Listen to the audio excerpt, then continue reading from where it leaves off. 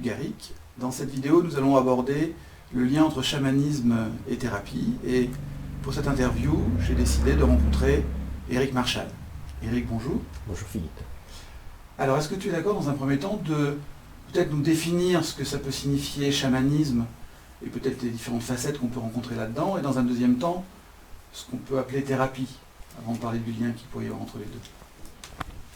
Au chamanisme, on peut mettre plein de choses différentes. À l'origine, les ethnologues ils vont nous dire c'est une pratique à un endroit, à une époque, au nord de la Mongolie, chez les Toungous et tout ça. Mais c'est pas comme ça que je le prends.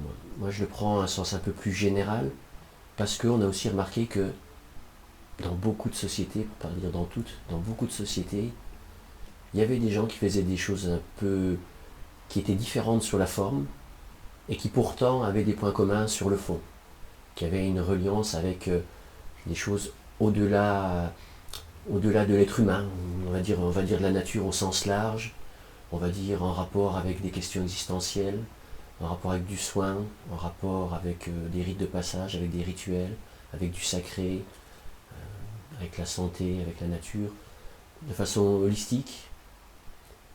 Et alors, cette chose-là, on est un certain nombre à appeler ça chamanisme maintenant, quelle que soit la forme que ça prend à l'extérieur. Donc c'est dans ce courant que je peux me retrouver. Certains vont parler de néo-chamanisme, ça a des fois une connotation un peu New Age qui ne parle pas vraiment. Mais voilà, dans un sens de chamanisme au sens large.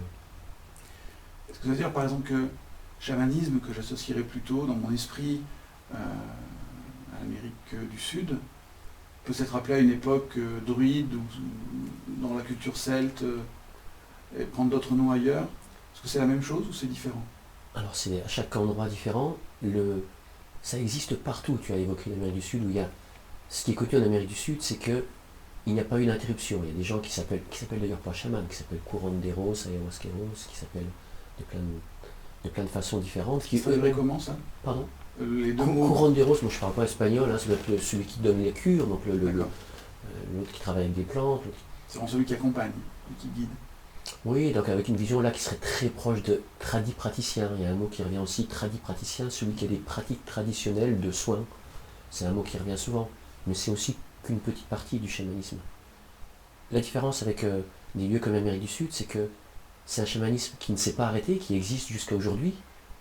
En Europe, en Occident, ça a été, il y a eu plein de choses. Il y a eu la médecine occidentale, il y a eu le christianisme, il y a eu des chasses aux sorcières, il y a eu plein de choses qui fait que des pratiques traditionnelles ont pratiquement disparu. Mais en même temps, voilà, en Afrique, elles ont aussi d'autres noms, elles existent aussi, en Amérique du Nord, elles existent, en Asie, elles existent. Ça existe partout. Ce que j'entends, c'est qu'il y a des cultures où ça s'est arrêté, Ouais. pour les raisons que tu évoquais, et qu'il y a des endroits où c'est une culture qui a perduré. C'est une culture qui a perduré. Alors il y a des avantages, si on se réfère à ces cultures, si on va voir ces cultures, c'est que comme c'est toujours une culture vivante, alors on peut aller un petit peu plus chercher à la source, il y a une tradition, il y a des gens qui ont transmis ça, donc il y a un héritage, et ça c'est une richesse. En même temps, c'est des cultures où le chamanisme, la culture font un. Donc, sûrement plein d'avantages, mais c'est pas le cas chez nous. Et donc dans ces cultures, on a du mal à faire la différence entre ce qui est culturel, ce qui est le dogme, ce qui est le folklore et ce qui est le chamanisme.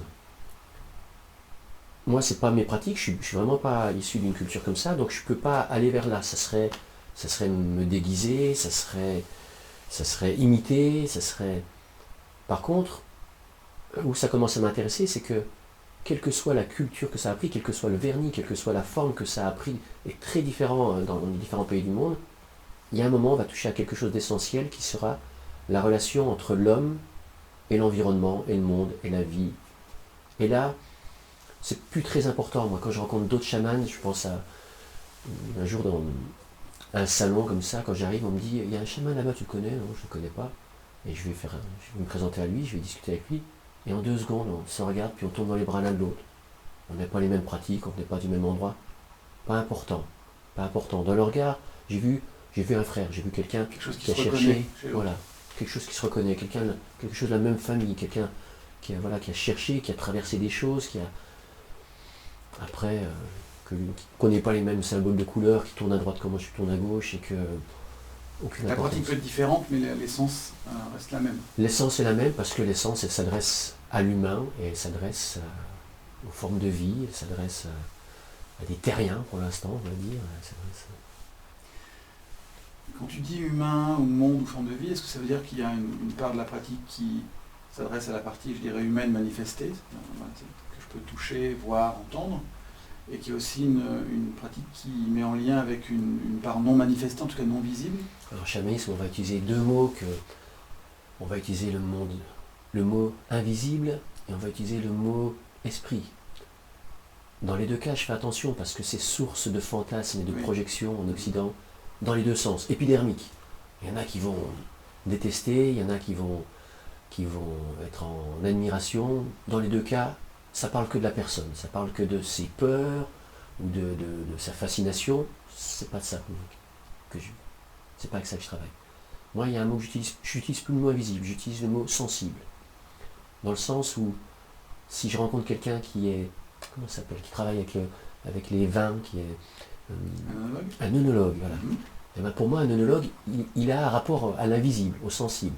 Il a développé un sens qui fait que c'est de la magie, je comprends pas. Moi, ce magicien, on lui mène un verre de vin et il me dit quelle année le raisin a été cueilli, quel endroit en France, quel coteau. Ben voilà, il a développé une sensibilité. Il a développé une sensibilité qui fait qu'il y a des choses qui sont invisibles aux yeux des non-pratiquants, de ceux qui n'ont pas développé ce talent, et qui pour lui sont une évidence ou ils sont un travail.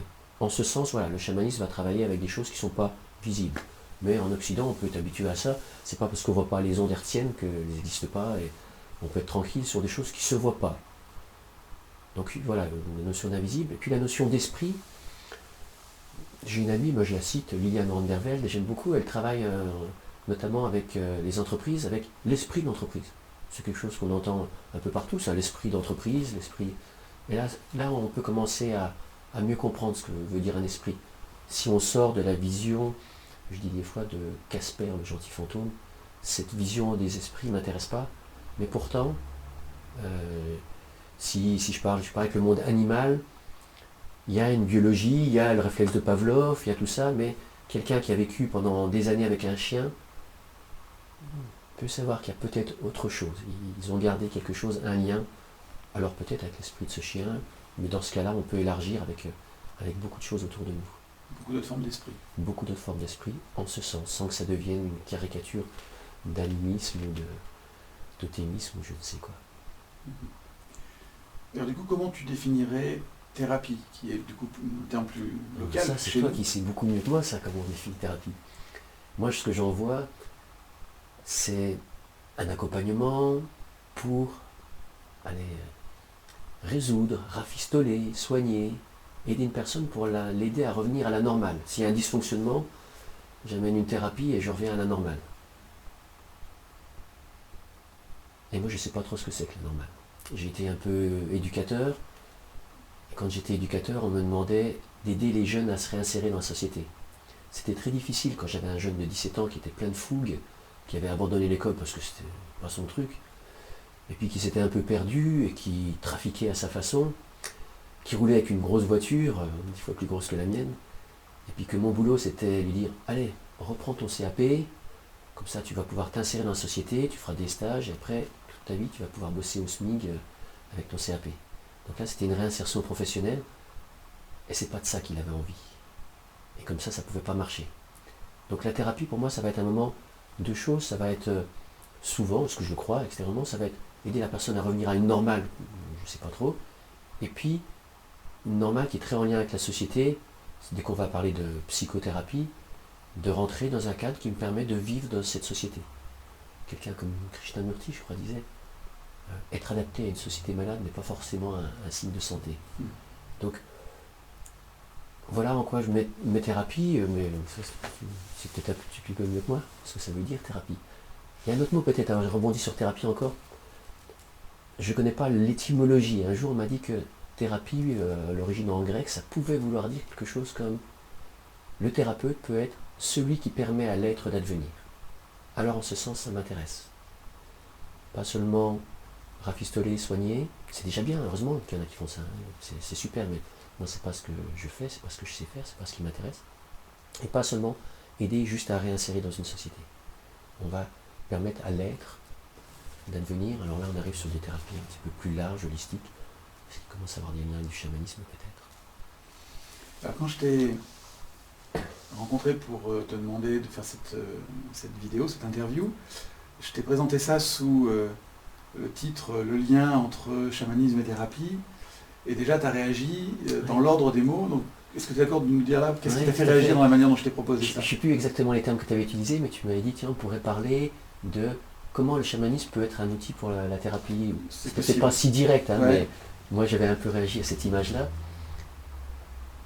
Puisque pour moi, c'est pas le même ordre. C'est comme si on dit en quoi l'amour peut permettre d'être en meilleure santé ou d'être plus joyeux.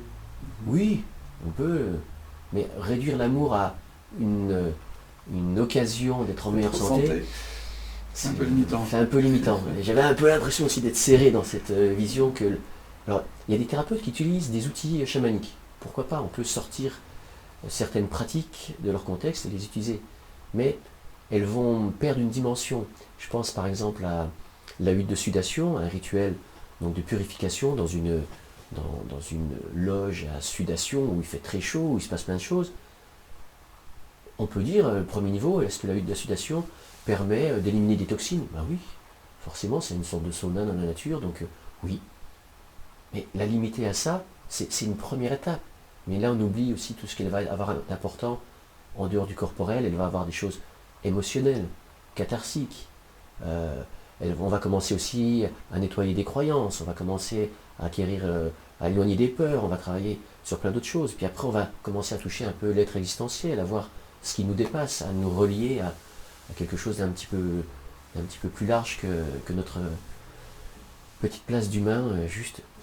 Donc voilà, la ramener juste à sa fonction de transpiration, ok, c'est bien. Et je le voyais dans ce sens-là. C'est un peu réducteur à la C'est manière un petit peu réducteur. Mm-hmm. Et puis je t'embêtais un petit peu avec ça, je t'ai taquiné avec ça. Mais la thérapie, moi je le mettrais dans l'autre ordre. C'est-à-dire que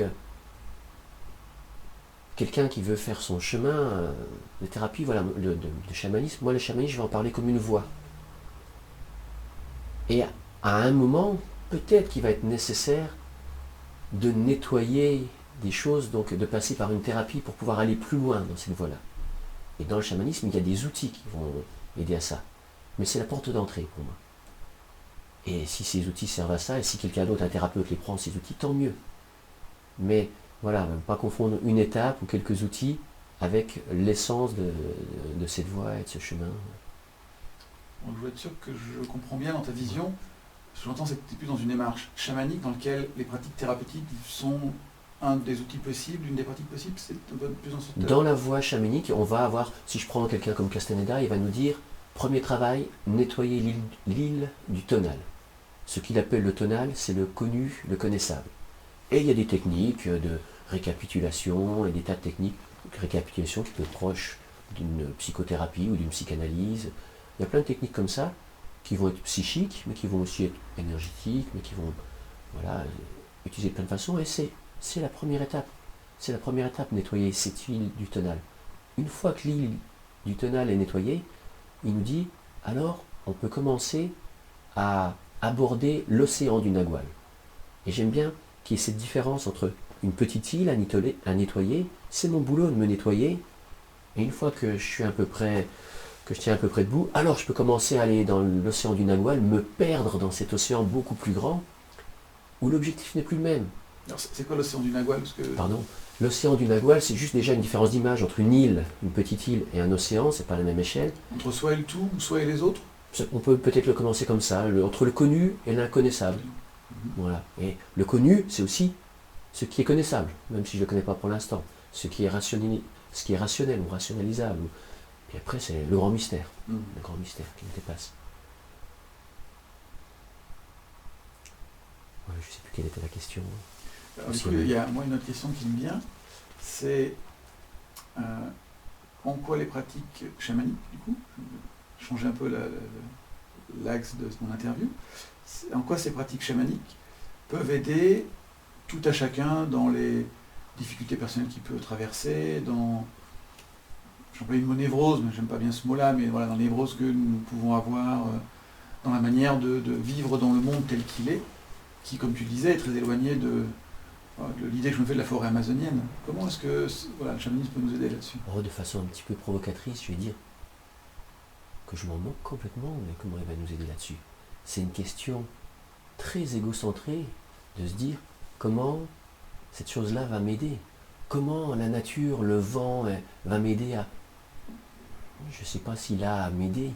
Et depuis un petit moment, moi des fois je parle, le développement personnel c'est super. Et puis j'ai envie de mettre le chamanisme dans le développement impersonnel. C'est pas forcément pour moi. Si je prends, et c'est super, et je suis le premier à avoir été là-dedans pour essayer de me comprendre, de trouver ma place, de me guérir, et je suis vraiment le premier à avoir fait ça, il y en a plein qui viennent pour ça. Et je ne vais pas le négliger, je te répondais un peu de façon provocatrice. Ça va être pour moi un chemin, une voie d'harmonisation, de rencontre, d'être à sa place. Et en ce sens, je me rappelle d'un rituel fait avec une amie, pareil, j'aime bien, je donne son nom, donc Senga. C'est la première fois que je voyais un rituel comme ça. Elle dit, ce soir, on va faire un petit rituel pour la lune. Bon, le petit rituel pour la lune, il y avait 300 personnes en transe, elle était dans un état merveilleux. Mais j'aimais bien qu'il soit pour la lune. Et c'est juste se poser cette question, quoi. Alors, c'est dans cette relation d'harmonie, est-ce que cette chose-là doit être à mon service? Quand je fais une offrande, comment je fais pour ne pas confondre avec un péage? Attends, c'est bon, j'ai fait une offrande, j'y ai droit, quoi, maintenant. Donc, à quoi ça sert de faire des offrandes? Je fais des offrandes, c'est pour que mes prières soient exaucées. Donc, la différence entre exprimer simplement sa gratitude ou alors dire merci pour obtenir en échange quelque chose. C'est un petit peu différent. Donc moi, de plus en plus, je suis dans une voie où les offrandes ou mes pratiques, ça va être merci, exprimer sa gratitude, être en lien avec cette chose-là, communier, me relier. Est-ce que j'en tire quelque chose? Je prends. Dans les bénéfices secondaires, je prends. Comme dans le yoga, si le yoga me permet d'être plus souple, je prends. Tant mieux, il me permet d'être plus souple. Mais je ne vais pas faire du yoga pour ça. C'est pareil, ça va être une voie d'union. Là, je suis dans une reliance, une harmonie, une connexion, un partage, un échange, d'être plus vivant à ma place, juste à ma place. Mieux sentir ce que peut être ma place et mieux cheminer là-dedans, en interaction avec, en connaissant mieux ce que je suis, en interaction avec chaque personne que je rencontre, en interaction avec le monde qui m'entoure, une qualité de présence, des interactions avec ce qui me dépasse. Il y a une blague que j'utilise beaucoup comme ça, quand on vient pratiquer avec moi, c'est si par hasard, on a une pratique en plein air et qu'il pleut. Alors je commence toujours par dire, pour savoir si vous avez affaire à un bon chaman, quand vous arrivez à une cérémonie, s'il pleut, c'est un mauvais chaman, parce que s'il n'a pas été capable d'écarter les nuages, vraiment, ne faites pas confiance, c'est un mauvais chaman. Alors je dis ça, moi, au moment où il pleut. Puis juste après, je dis, par contre, si c'est un bon chaman, il a fait ce qu'il faut pour pas qu'il y ait de nuages, quoi. Puis après, je rajoute encore, par contre, si c'est un très bon chaman, il laisse pleuvoir. Donc j'aime bien cette idée-là. Et j'aime bien cette idée-là que, oui, tant mieux si ça m'aide, tant mieux si ça m'aide à être en meilleure santé, tant mieux si ça m'aide à plein de choses, à me développer, et en même temps, est-ce que c'est si important? Ça dépend aussi un peu de qui ça va être en meilleure santé. Là, je reprends un peu des gens comme Ramana Maharishi, qui, du peu que j'en ai compris, avait l'air de répondre le plus souvent à toutes les questions des disciples, quelle que soit la question, la réponse pouvait être quelque chose qui ressemblait à qui ça, je? Développement personnel, est-ce que le chamanisme va m'aider va m'aider qui ça, moi? Est-ce que ça va m'aider, alors si j'en parle en termes un petit peu psychologiques, est-ce que ça va m'aider mon moi à aller mieux? Ça ne m'intéresse pas trop, c'est pas à ce niveau-là que peut-être même des fois, il va falloir que le moi laisse la place au soi, si on en parle un terme un petit peu. Voilà, un petit peu. Et là, ça commence un peu plus à être du chamanisme. Donc des fois, ça ne va pas faire du bien à moi. Ça va être le principe des rites de passage. Ce que je crois être, un jeune homme de 13 ans plein de fou, tout, je vais passer par un rite de passage, et cette chose-là va s'écrouler, mais quelque chose d'autre va pouvoir naître. Donc, j'ai l'impression que, quand je t'entends, que les pratiques chamaniques vont permettre non pas de travailler sur ma personnalité, mais peut-être de dissoudre des pans de ma personnalité pour être à ma place dans le monde, c'est-à-dire être là pour faire ce pourquoi j'existe, et être comme au service du monde, pas en tant qu'humain, mais au monde au sens plus large. En tout cas, oui, ce travail de nettoyage de personnalité, il apparaît toujours. En Occident, ça va être...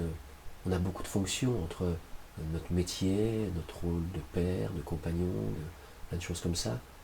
Et c'est pas que c'est contre ces choses-là, mais je ne vais pas m'adresser à cette chose-là, et donc je vais de moins en moins m'identifier à ces choses-là. Et alors je vais pouvoir, peut-être, quand je rencontre quelqu'un, ça se passe un tout petit peu ailleurs. C'est juste deux humains.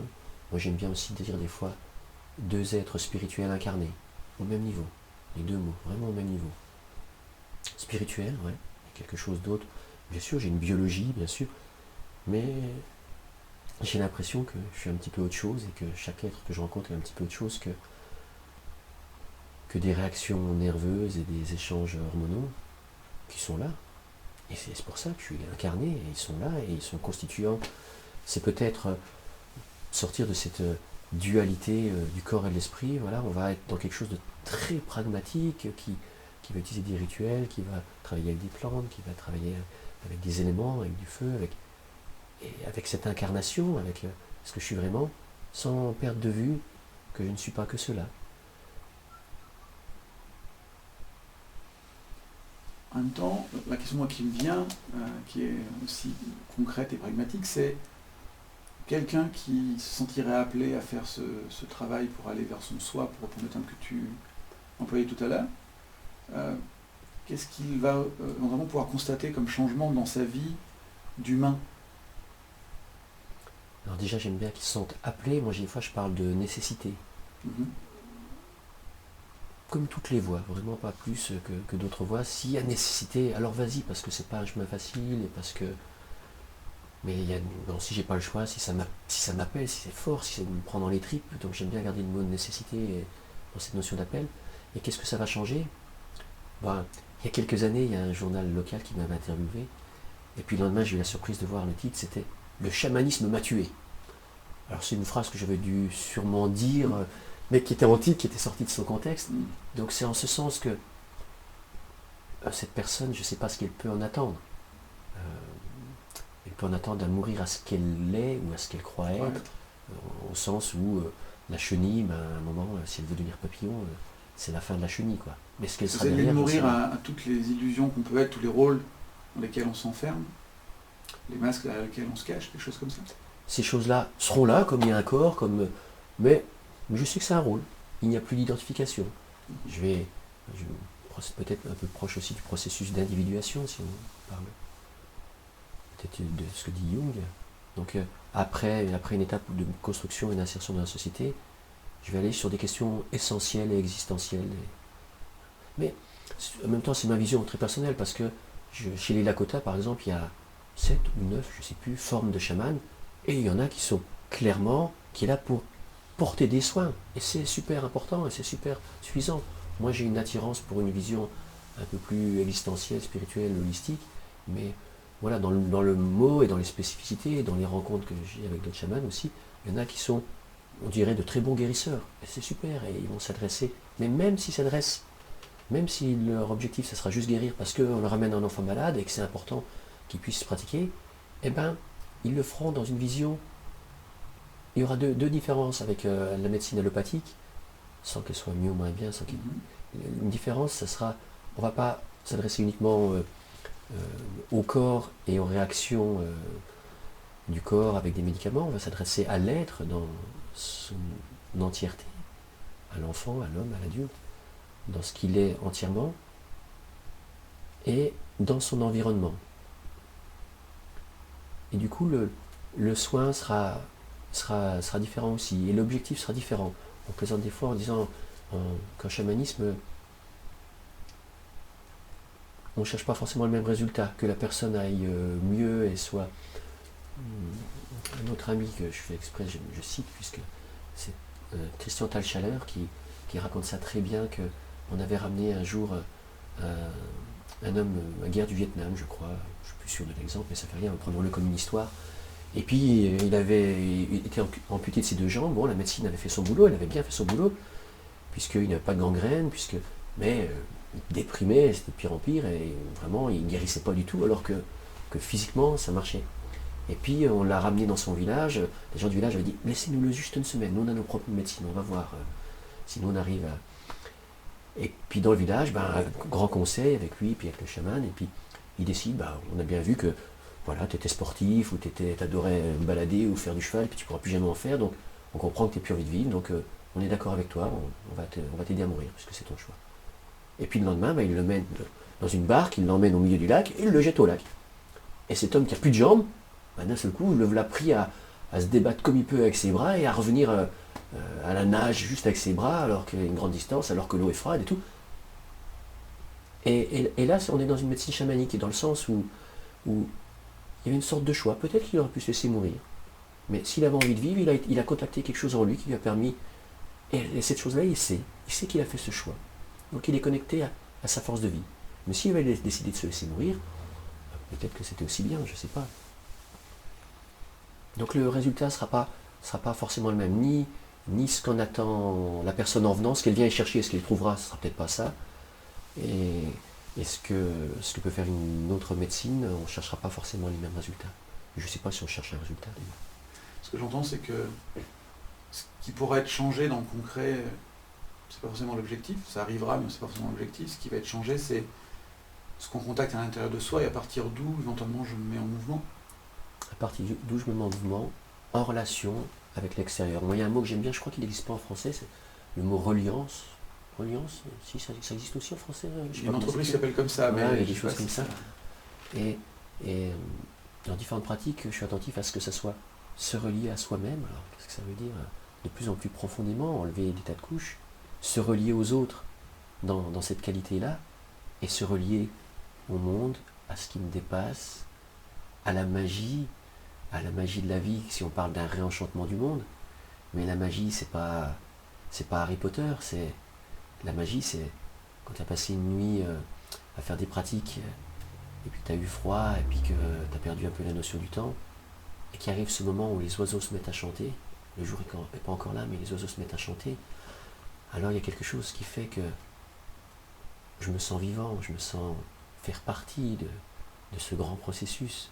Ce qui en parlait très bien, c'est Cyril Collard dans Les Nuits Fauves. Je crois qu'il termine un peu son film comme ça. Cette personne qui est en train de mourir du sida, il termine un peu son film comme ça en disant c'est pas simplement que je suis en vie, c'est je fais partie de la vie, quoi.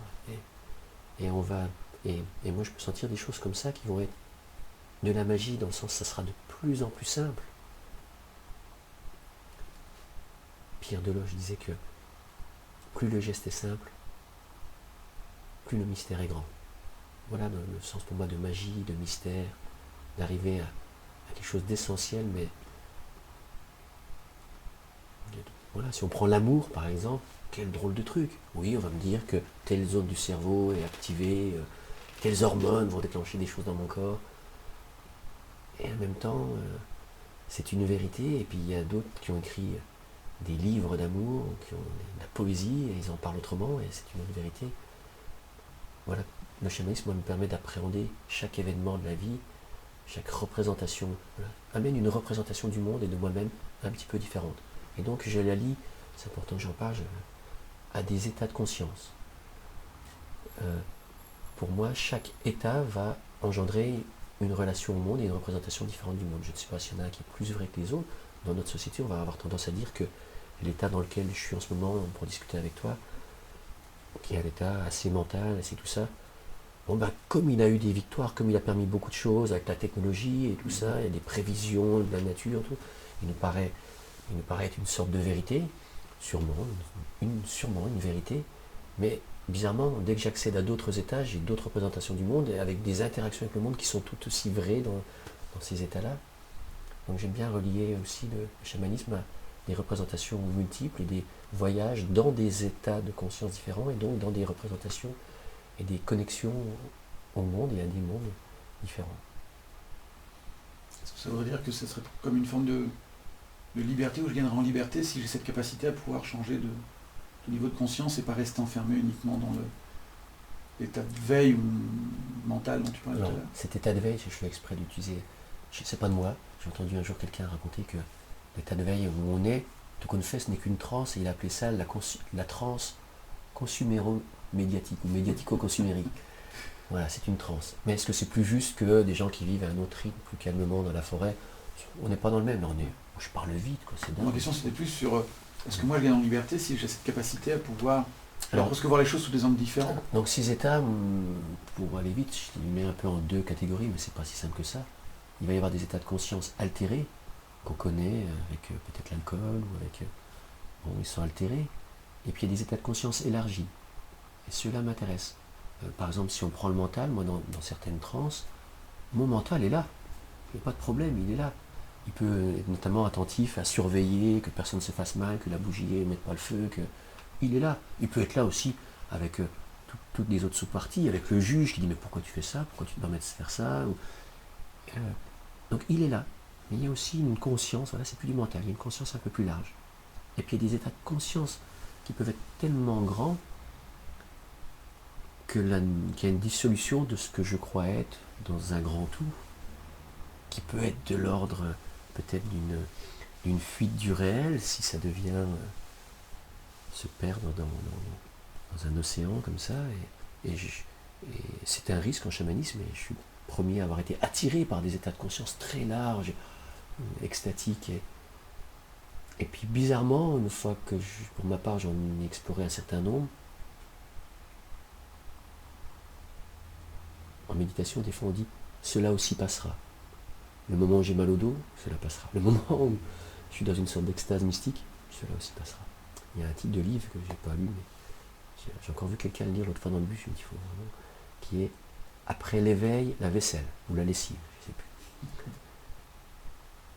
Et j'aime bien que ça soit un grand continuum où voilà, au moment où je te parle, je fais un petit effort pour répondre à mes questions, et puis il y a quelque chose d'autre qui a une présence à toi juste quand je te regarde. Donc des états un peu plus larges, oui, mais pour les ramener au quotidien. Voilà les états qui... Alors est-ce que je gagne en liberté avec ça? Je gagne en liberté par rapport à un certain nombre de conditionnements et d'identification. Ça reste sûrement relatif comme liberté.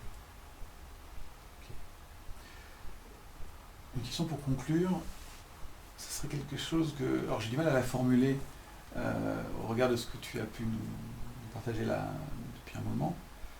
C'est quel indicateur je pourrais avoir moi pour me dire tiens, cette voie-là elle est pour moi, ou j'ai quelque chose à aller y faire, ou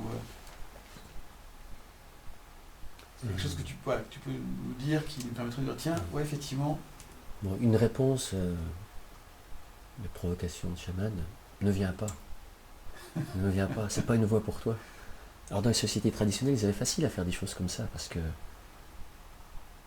de toute façon, l'initiation, mais c'est une vraie question, hein, parce que l'initiation pour devenir un homme, dans une société, toutes les initiations ne sont pas chamaniques, mais voilà, à 15 ans, on n'a pas le choix, on vient te chercher, et hop, on fait un truc dans lequel il y a du chamanisme, et t'as pas le choix. Dans notre société, que ça devienne une démarche, que j'ai envie d'y aller. Alors, bizarrement, moi aussi, j'ai des tracts, j'ai un site internet, donc je fais de l'information. Donc l'information, c'est pas loin de la publicité, c'est allez, viens voir ce que je fais, ça va être bien pour toi.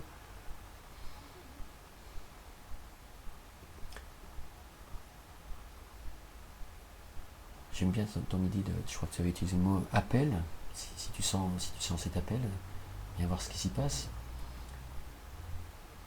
C'est tout, j'ai pas envie de faire plus de pragmatique. Ce que j'entends, c'est que c'est moins une démarche mentale et logique qui m'amène là que quelque chose à l'intérieur de moi qui me dit tiens, c'est plutôt voilà. Ouais. Et ça m'intéresse ce quelque chose, qu'est-ce que c'est? C'est quelque chose qui me donne envie d'aller me renseigner. Là, je tourne autour de ce truc-là depuis un moment. Alors il y en a, ils vont regarder les signes, ils vont être très attentifs aux signes, ça peut faire partie de regarder les signes. Si on est dans des synchronicités ou des choses comme ça, pourquoi pas? En même temps, j'ai un ami comme ça qui a décidé que lui, les signes, dès qu'il voit une difficulté, c'est signe qu'il ne faut pas y aller. Donc à la moindre difficulté, il fait demi-tour. Mais c'est pas une voie plus idiote qu'une autre non plus. Je le vois évoluer malgré son chemin, je le vois très bien évoluer. Donc qu'est-ce que je pourrais dire à quelqu'un qui se pose la question d'aller vers là, à part que je provoque en disant viens pas, qui sentent, moi j'aime bien la nécessité, qui ne se sentent pas le choix,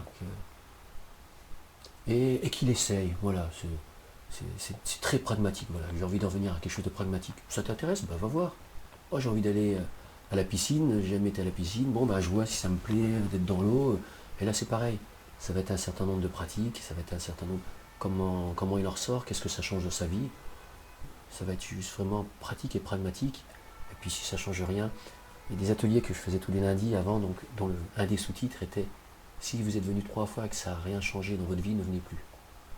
Et c'est un peu cette idée-là, si tu en sens l'appel, puis que tu as essayé, puis que ça te parle, ben c'est bien, c'est une voie qui peut t'intéresser. Et puis, comme on a... Être appelé et vérifié par vérifié. l'expérience. Et on a cette chance maintenant, il y a tellement de choses. Avant, si tu étais un peu intéressé par ces choses-là, ben, tu n'avais pas le choix, il y en avait un à 50 km à la ronde, et c'était le seul, et qu'il fasse, quelle que soit la voie qu'il propose, si c'est un grand maître de Tao, ou si c'était un chaman, ou si c'était un gnawa, ben, dès que je chantais un appel à quelque chose au-delà de la vie sociale, dès que j'avais des questions existentielles qui me taraudaient, ou dès que on avait des maladies auxquelles on ne savait pas comment répondre parce que manifestement c'était au-delà d'un petit peu des questions physiques, ben voilà, il y avait celui-là, il y avait ce bonhomme bizarre dans le village qui s'occupait de ces choses-là. On repérait bien l'enfant du village qui était un peu bizarre, on l'envoyait. On l'envoyait chez le rebouteur, on l'envoyait chez... Alors ça n'existe plus comme ça, donc chacun de voir ce qu'il a envie de fouiller. Merci Eric pour Merci. le temps que tu nous as accordé. Merci beaucoup. Et à bientôt. J'ai laissé cette chance de parler de choses comme ça et de m'obliger à me poser des questions. Merci d'y avoir répondu. Merci. Au revoir Eric. Au revoir.